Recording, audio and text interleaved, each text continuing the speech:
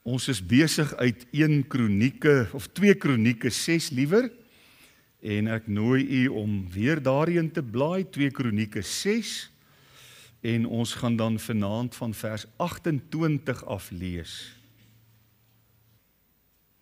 Dit klink of almal die plekkie gevind het, kom ons lees saam. As daar hongersnood in die land is, as daar pes is, as daar brandkoring of heuningdou, springkane of kaalvreters is, as sy vyande hom in sy land vol stede dit benoud maak, watter plaag of watter siekte ook al, enige gebed, enige smeking, wat enige mens of u hele volk Israel sal doen, as elkeen sy plaag en sy smart ken, sodat hy sy hande na hierdie huis toe uitbrei, wil u dan hoor uit die hemel, u vaste woonplek, en vergewe, en aan elkeen gee volgens al sy weë, u wat sy hart ken, want u alleen ken die hart van die mensekinders, sodat hulle u kan vrees om te wandel in u weë, al die dae wat hulle leef in die land wat u aan ons vaders gegee het. Ja, ook na die uitlander, wat nie uit u volk Israel is nie, en uit 'n ver land kom, om u groote naam, en u sterke hand, en u uitgestrekte arm ontwil. As hulle kom, en na hierdie huis toe bid, wil u dan hoor uit die hemel, uit u vaste woonplek, en doen volgens alles waaroor die uitlander u sal aanroep, sodat al die volke van die aarde u naam mag ken, en u vrees, soos u volk Israel, en mag gewaar word, dat u naam uitgeroep is, oor hierdie huis wat ek gebou het.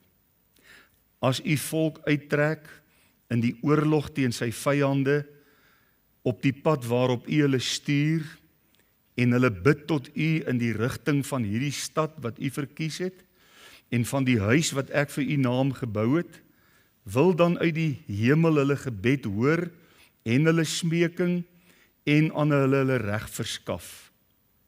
As hulle teen u sondig, want daar is geen mens wat nie sondig nie, en u op hulle toornig is, en hulle aan 'n vyand oorgee, en hulle veroweraars hulle as gevangenes wegvoer na 'n land, ver of naby, en hulle dit ter harte neem in die land, waarheen hulle as gevangenes weggevoer is, en hulle hul bekeer, en u smeek in die land van hulle gevangenskap en sê, ons het gesondig, ons het verkeerd gehandel, ons was goddeloos, en hulle tot u bekeer met hulle hele hart, en met hulle hele siel in die land van hulle gevangenskap, van die wat hulle weggevoer het, en hulle bid in die rigting van hulle land, wat u aan hulle vaders gegee het, en van die stad wat u verkies het, en van die huis, wat ek vir u naam gebou het, wil dan uit die hemel, uit u vaste woonplek,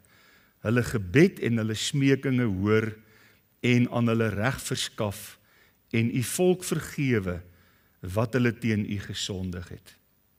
My God, mag u oë tog nou oop wees, en u ore luister, na die gebed van hierdie plek. Staan dan nou op na u rusplek, Here God, u en die ark van u sterkte. Laat u priesters, Here God, met heil bekleed wees, en laat u gunsgenote hulle verheug in die goeie. Here God, wys u gesalfde nie af nie. Dink aan die gunsbewyse, aan u knegt Dawid. En net toe Salomo sy gebed voleindig het, het die vuur uit die hemel neergedaal, en die brandoffer en die slagoffers verteer, en die heerlikheid van die Here het die huis vervul. Die priesters kon nie in die huis van die Here ingaan nie, want die heerlikheid van die Here het die huis van die Here vervul. En toe al die kinders van Israel sien hoe die vuur en die heerlikheid van die Here op die huis neerdaal, het hulle gekniel met die aangesig na die aarde toe, op die plaveisel en aanbid en die Here geprys dat hy goed is, dat sy goedertierenheid tot in ewigheid is. Tot daar lees ons dan saam vanaand uit die wonderlike woord van die Here. Nou ja, ons het vanmôre in die inleiding so bietjie gepraat oor die belangrikheid van gebed.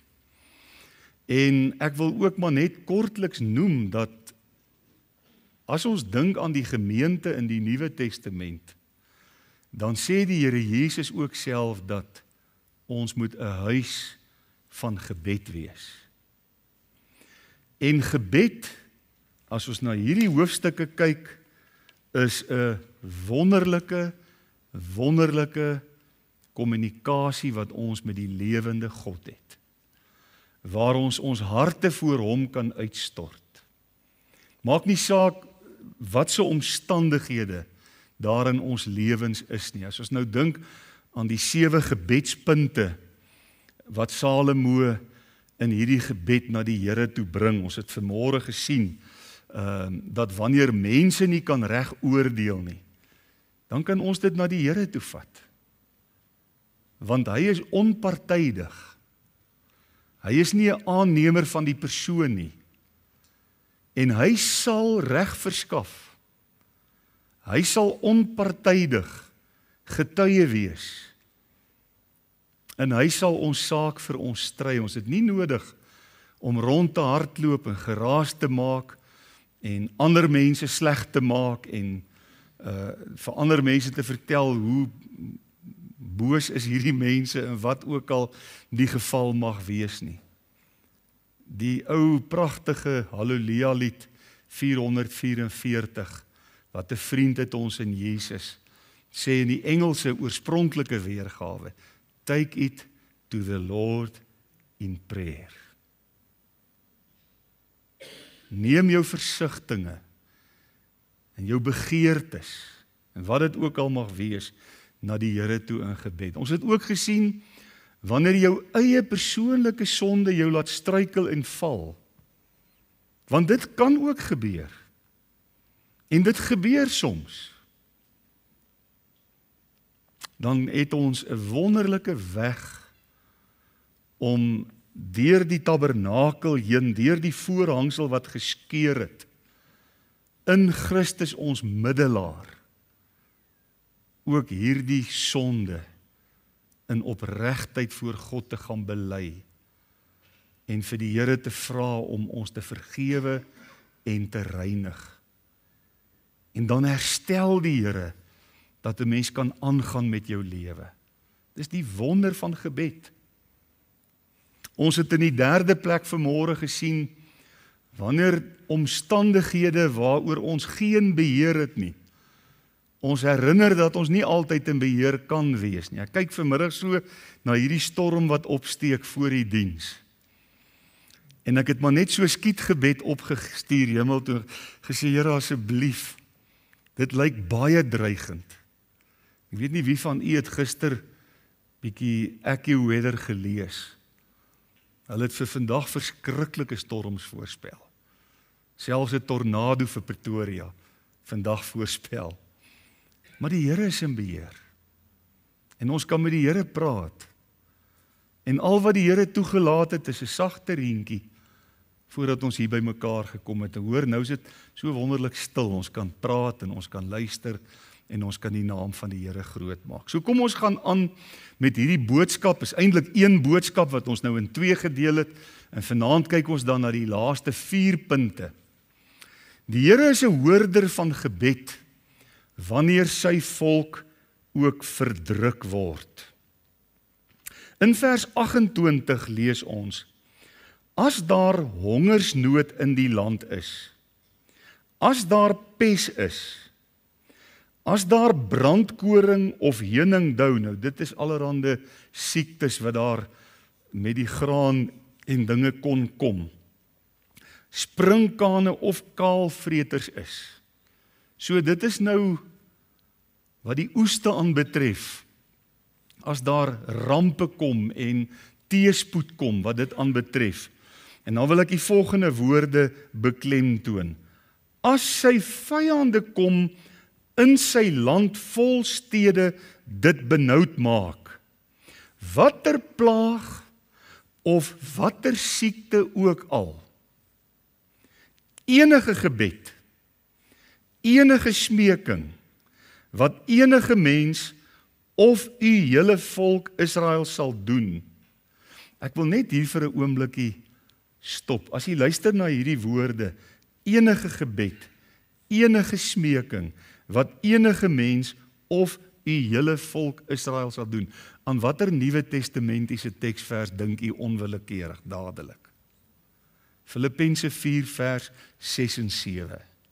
Wees oor niks besorgd nie, bekommerd nie. Dis maar die ander woord vir besorgd. Maar laat julle begeertes deur gebed en smeking met danksegging bekend word by God.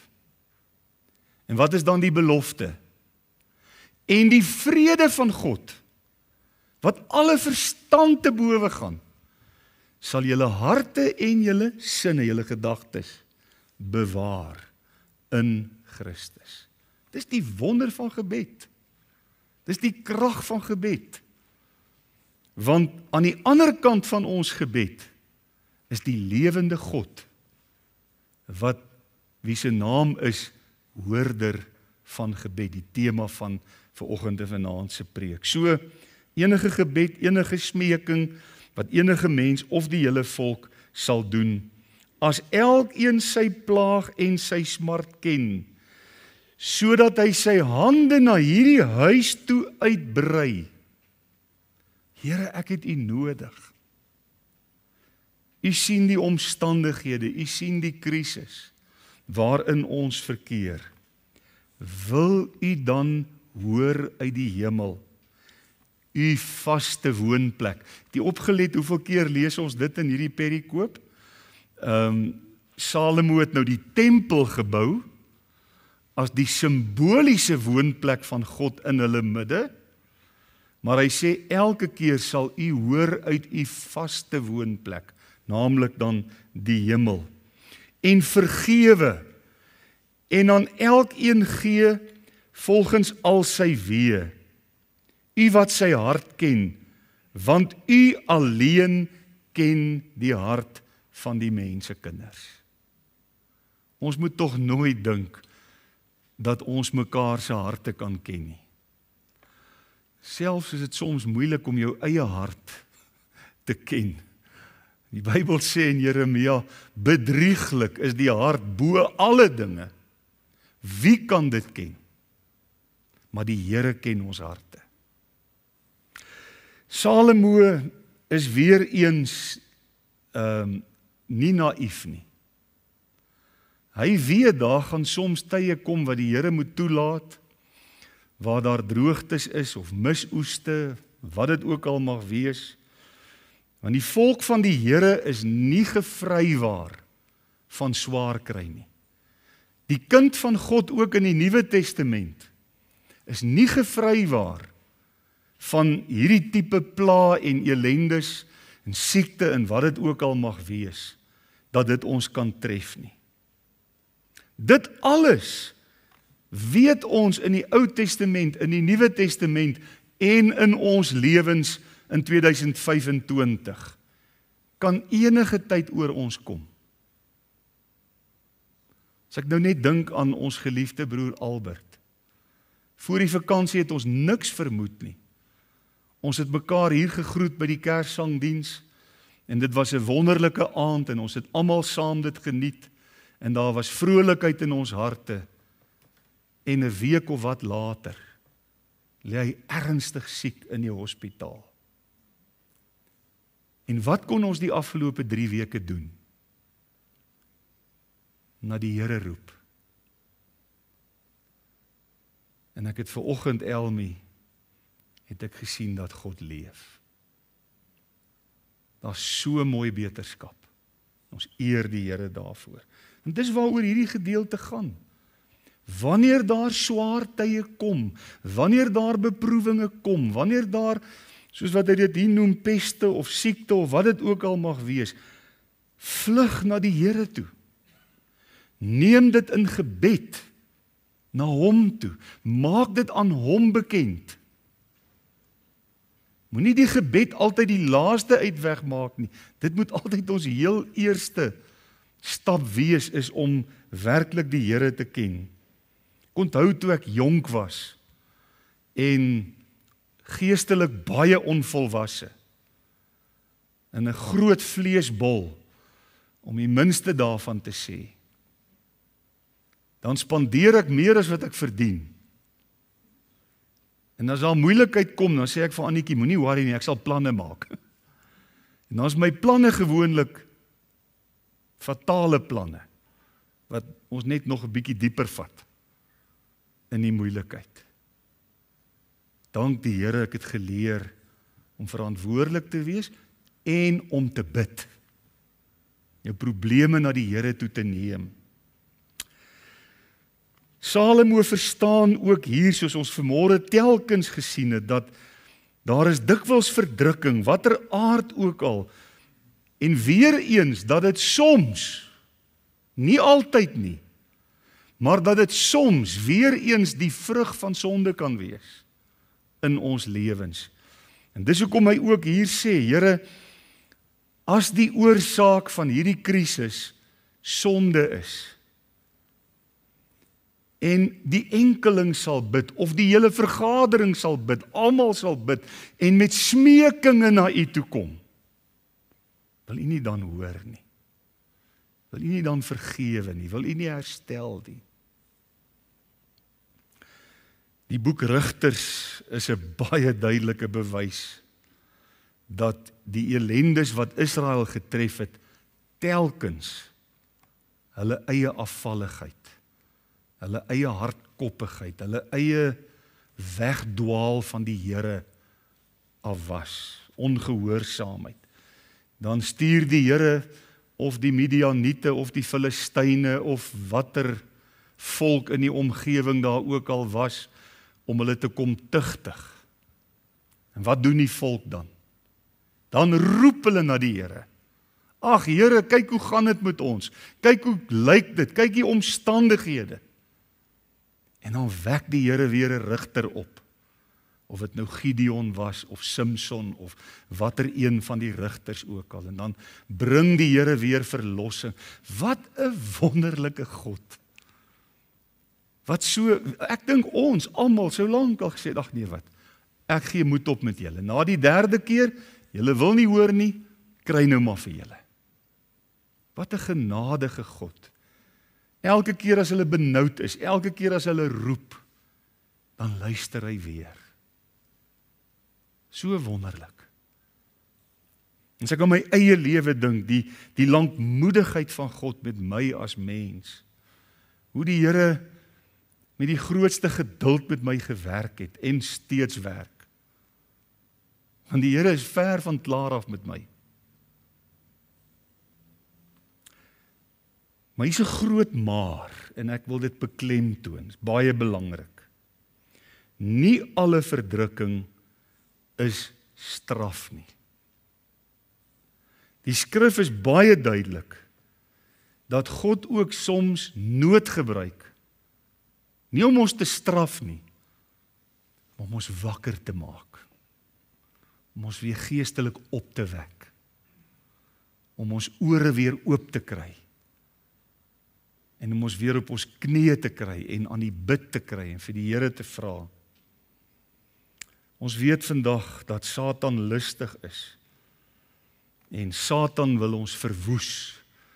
Sê die Here Jesus nie, die dief het gekom om te steel en te slag en te verwoes. En sê die apostel Petrus nie, wees nugter en waaksaam, want julle teestander, die duiwel, loop rond soos 'n brullende leeu, en hy kyk aan wie kan hy ruik.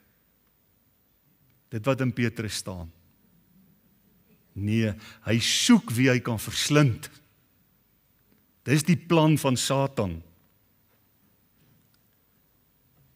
God se begeerte vir ons is dat ons naby hom sal wees.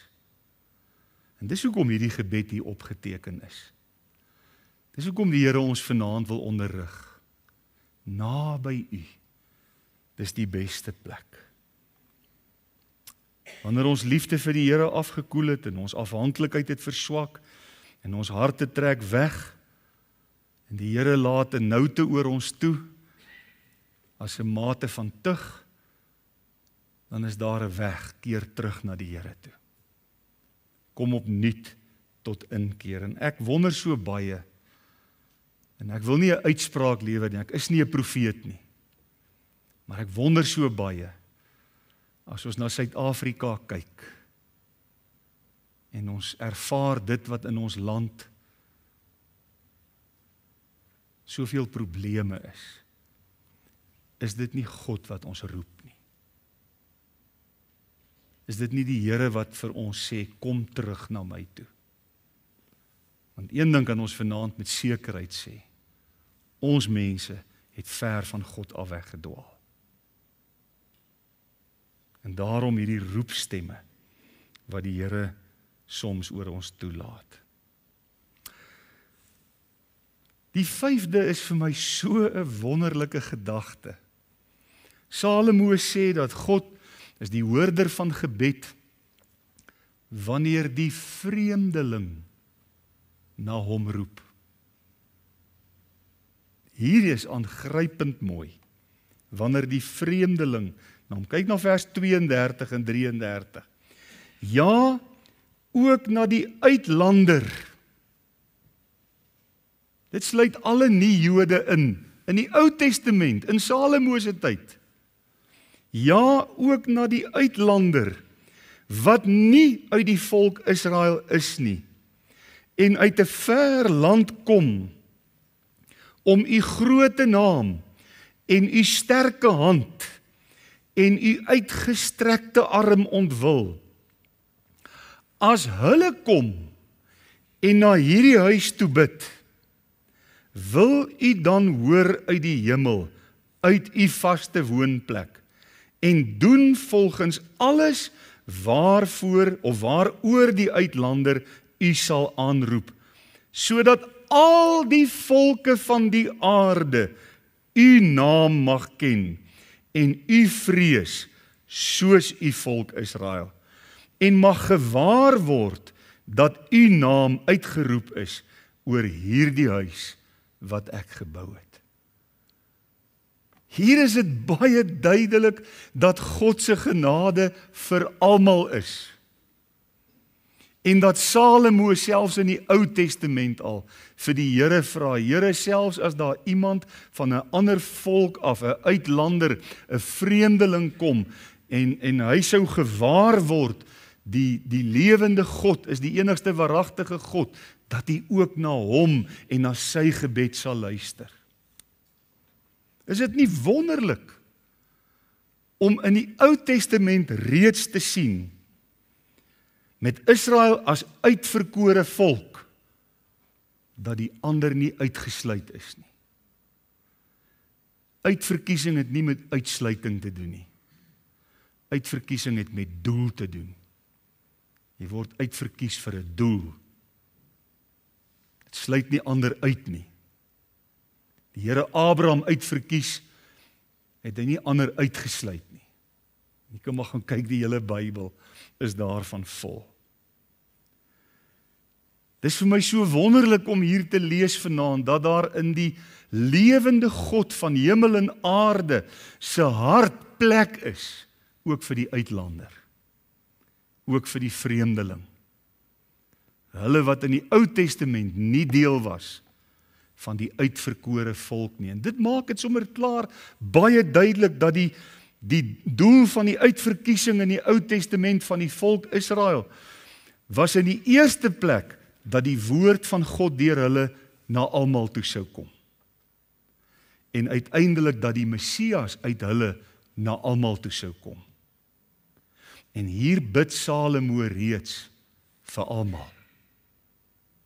Het die Here nie vir Abraham, toe hy die verbond met hom gesluit het, in Genesis 17 vir hom gesê, in jou sal die nasies geseën word.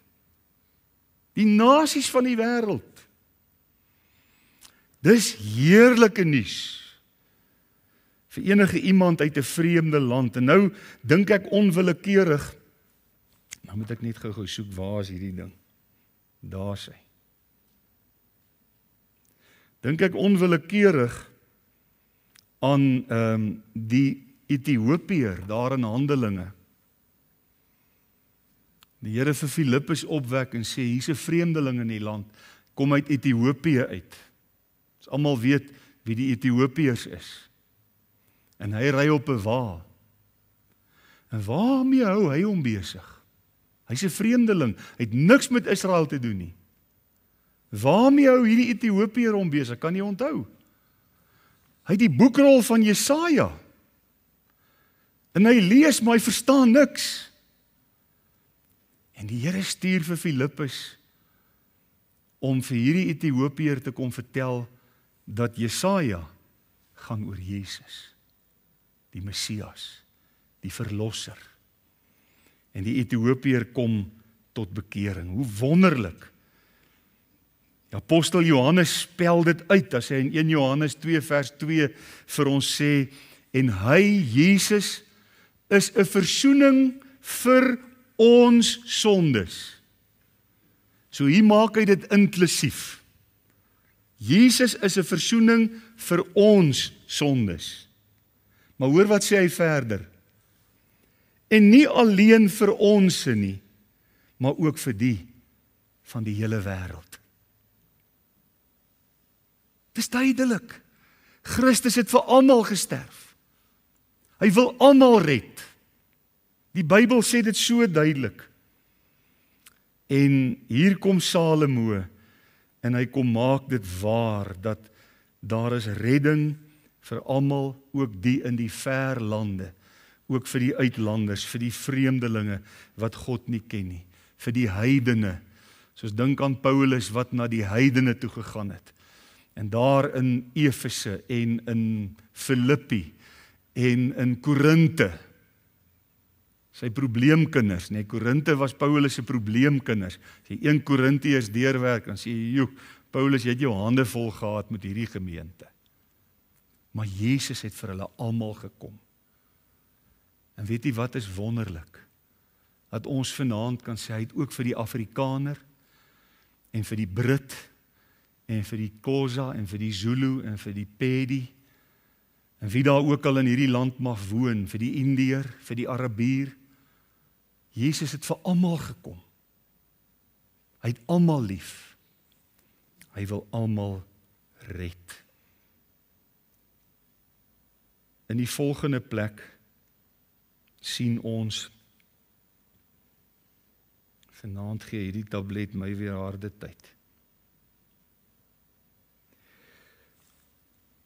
dat God die hoorder van gebed is, wanneer sy volk, ek het dit nou geformuleer in stryd is, maar ons kan ook sê, as hulle oorlog moet maak. Nee, want dit is waaroor die volgende vers gaan. As daar oorlog kom, vers 34, as u volk uittrek in die oorlog teen sy vyande op die pad, waarop u hulle stuur, en hulle bid tot u in die rigting van hierdie stad wat u verkies het, en van die huis wat ek vir u naam gebou het, wil dan uit die hemel hulle gebed hoor en hulle smeking en aan hulle reg verskaf. O, die volk Israel moes hulle self gedurig verdedig. Tot vanaand toe nog. Moet hulle self gedurig verdedig. Daar's altyd iemand wat hulle wil uitroei en wat hulle wil uitwis. En dit was ook in Salomo se tyd alreeds so gewees. Teen die invalle van vreemde konings. En Salomo kom en hy pleit by die Here. Here, as dit gebeur en daar ontstaan 'n oorlog, daar's weer 'n koning wat teen hulle opstaan en hulle is in 'n oorlog gewikkel en hulle sou tot u roep. Hulle sou u naam aanroep, wil u nie dan ook uit die hemel hoor en hulle help in hierdie stryd nie. Waarom? Dat hulle afhanklikheid van God sou aanhou onthou. dat hulle nooit in 'n oorlog sou inbeweeg, op hulle self aangewese nie. Jy weet die verhaal van Gideon is vir my uitstaande. As die Here daar, die engel van die Here daar by Gideon by die parskuip kom, by sy pa se plek, waar hy besig is om koring uit te slaan, en die engel sê vir hom, wees sterk, dapper held, en Gideon sê, wie, ek? Jy praat seker nie met my nie. Nee, hy's heeltemal verboureerd. Wat gaan hier aan?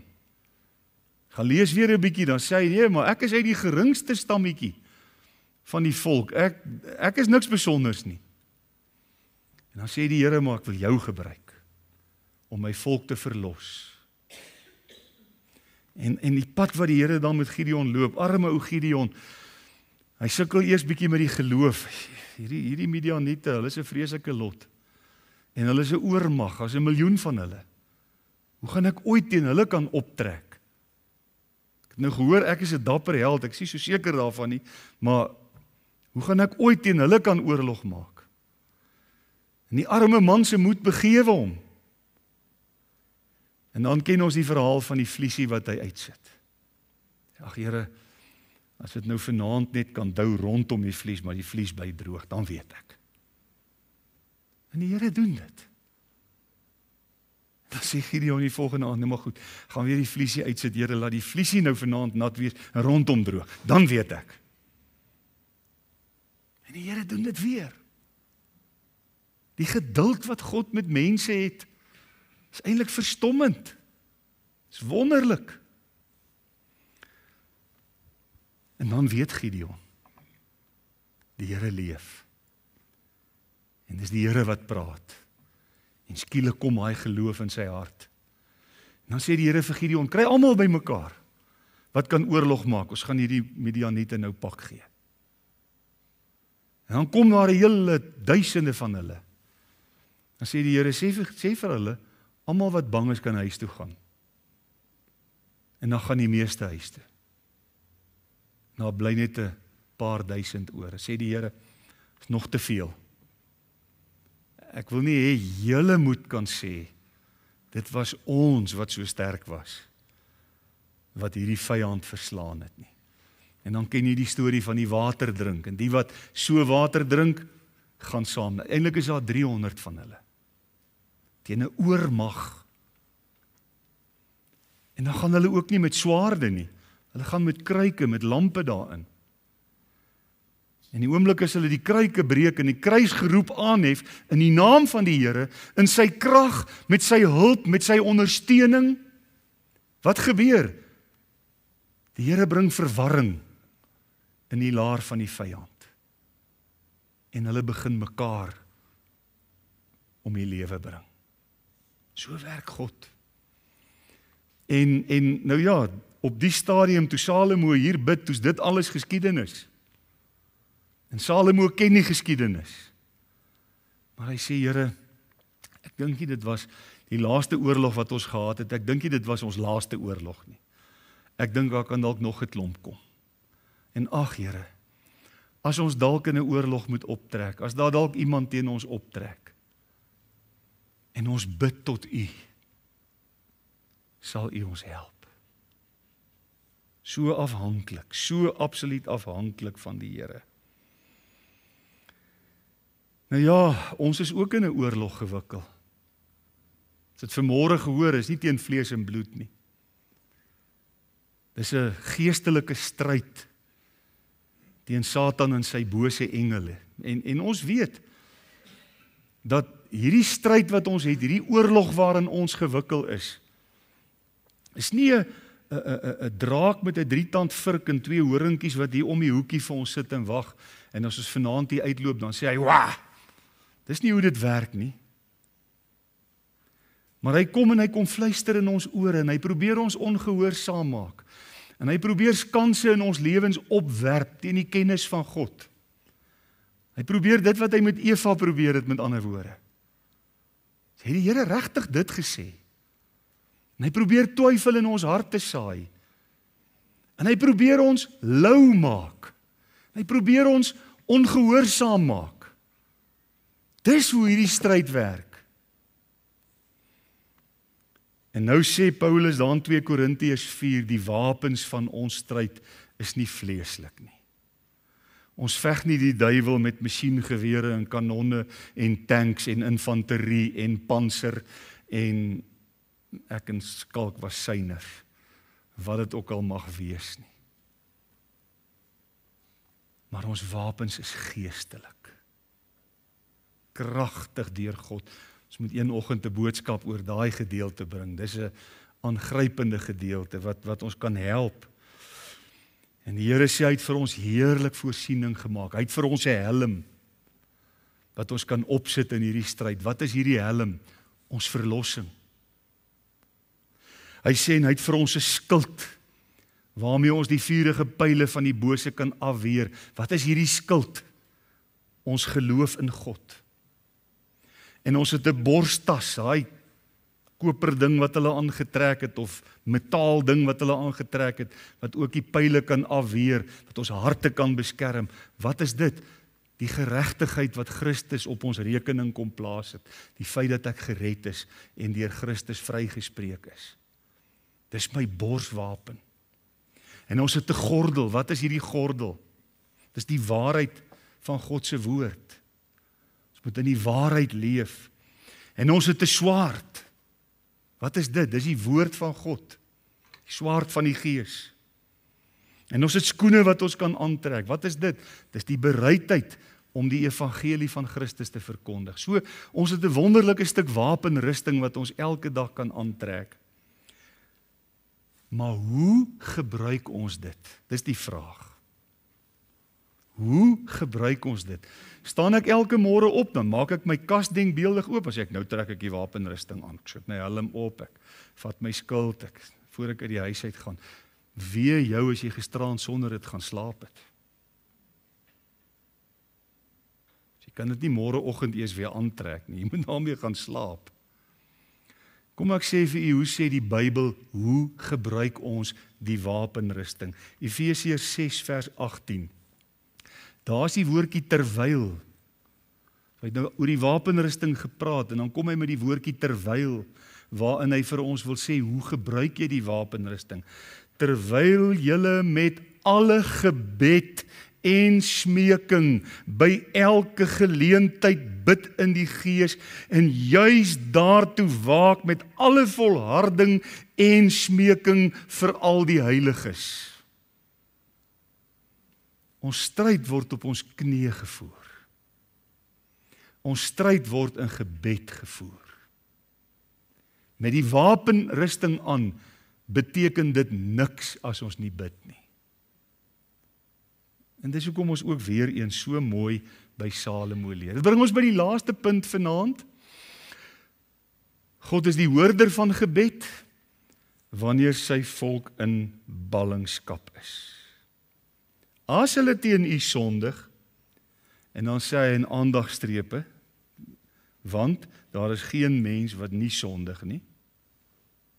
Daarop kan ons amen sê. Dis waar. As hulle teen u sondig, want daar is geen mens wat nie sondig nie, en u op hulle toornig is, en hulle aan 'n vyand oorgee, en hulle veroweraars hulle as gevangenes wegvoer na 'n land ver of naby. Wat was die rede vir Israel se uiteindelike ballingskap? As jy die Ou Testament bestudeer, dan sien jy dit was hulle afgodery. Hulle het ander gode ingebring en hulle begin aanbid. En Salomo het dit vooruit geweet.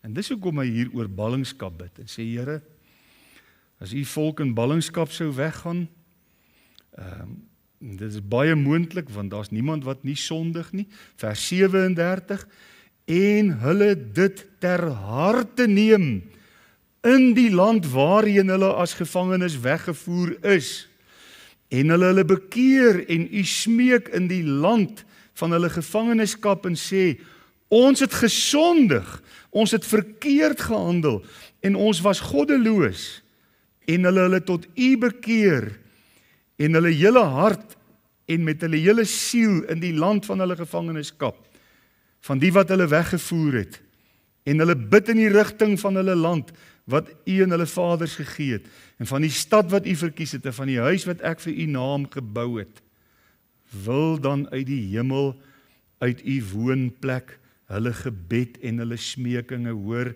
en aan hulle reg verskaf, en hulle volk, en u volk vergewe, wat hulle teen u gesondig het. Kom ons blaai net gou na hoofstuk 7 vers 14. Hoor hoe antwoord die Here hierdie gebed van Salomo. As ek die hemel toesluit, dat daar, is nou God wat praat, is nou nie Salomo wat bid nie. As ek die hemel toesluit dat daar geen reën is nie, of as ek die sprinkaan beveel om die land af te eet, of as ek pes onder my volk stuur, en my volk oor wie my naam uitgeroep is, hulle verootmoedig en bid, en my aangesig soek, en hulle bekeer van hulle verkeerde weë, dan sal ek uit die hemel hoor, en hulle sonde vergewe, en hulle land genees. Hy is die hoorder van gebed. Wat dink u? Geld 2 Kronieke 7 vers 14 nog vandag? Kan ons dit ook op ons van toepassing maak? As ons die Here se naam aanroep in ons benoudheid, en ons kom by 'n plek waar ons om eendragtig smeek, en eendragtig sy aangesig soek, en bereid is om ons te verootmoedig voor die Here, en ons te bekeer van wat se verkeerde weë daar ook al mag wees, glo ons nog vandag dat die Here dan ook uit die hemel sal hoor, en ons sondes vergewe, en ons land genees. Ek glo dit. Ek glo dit. Daarmee glo ek nie dat die Afrikaner volk byvoorbeeld God se uitverkore volk is nie. Dit glo ek nie. Maar ons was eens 'n Godvreesende volk, wat die Here in sy woord liefgehad het, en die pad van die Here geloop het, en ons het ons rug op die Here gekeer. En ons het 'n volk geword wat ons te buite gaan in sonde in hierdie land. En die dag as ons terugkeer, is ek oortuig, nie omdat ons God se uitverkore volk is nie, maar omdat hy dieselfde God is wat hierdie belofte aan Salomo gegee het, dat hy ook ons land kan genees en sal genees.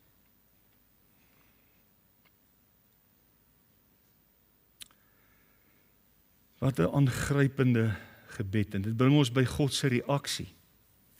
Net toe Salomo sy gebed volëindig het, het die vuur uit die hemel neergedaal, en die brandoffer en die slagoffers verteer, en die heerlikheid van die Here het die huis vervul. Weet jy wat glo ek met my hele wese, en wat sien ek ook in die tyd waarin ons lewe? Ek sien dit. Kan nie onthou toe ons begin het met die herlewingsbidure Vrydagoggende. Ek onthou toe ek net hier gekom het, het ons hier in die konsistorie saam gebid, né? Nou was ons so 3 mense wat saam gebid het, en toe besluit ons op 'n stadium, kom ons doen dit per WhatsApp om dit meer toeganklik te maak vir almal. Dis wel 'n moeilike tyd, 5:30.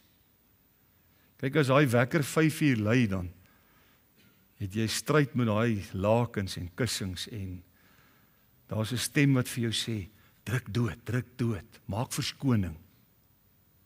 Moenie opstaan nie, dis moeilik.